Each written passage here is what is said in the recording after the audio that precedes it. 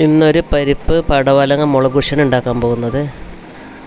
അപ്പോൾ അതിന് പരിപ്പ് വേവിക്കുക. പരിപ്പ് അധികം വേണ്ട ആവശ്യമില്ല, അതുകൊണ്ട് കുക്കറിൽ വേവിക്കുന്നില്ല. പരിപ്പ് വെന്തതിന് ശേഷം അതിനകത്ത് കുറച്ച് പടവലങ്ങ ചേർക്കുക.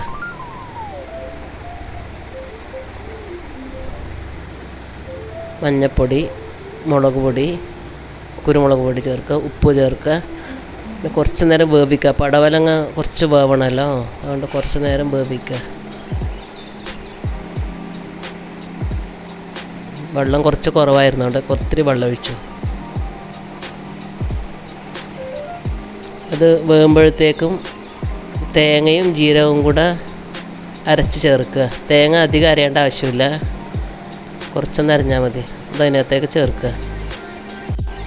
തേങ്ങയൊക്കെ ചേർത്ത് നന്നായി തിളപ്പിക്കുക. കറി ഏകദേശം റെഡി ആയിക്കൊണ്ടിരിക്കുന്നുണ്ട്.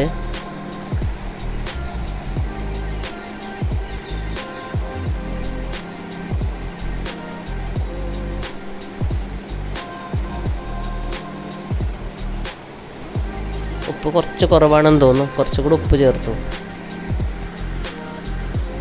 കറി റെഡിയായി.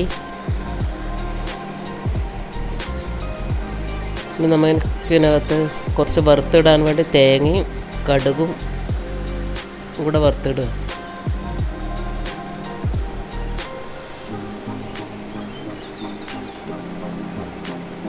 തേങ്ങ നന്നായി ചുവക്കണേ.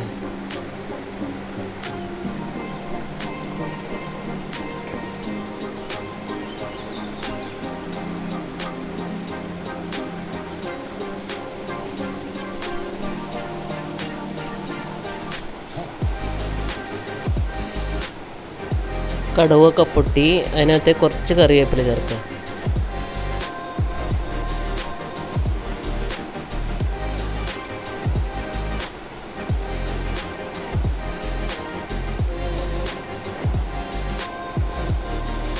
കറിയിലേക്ക് ചേർത്തത്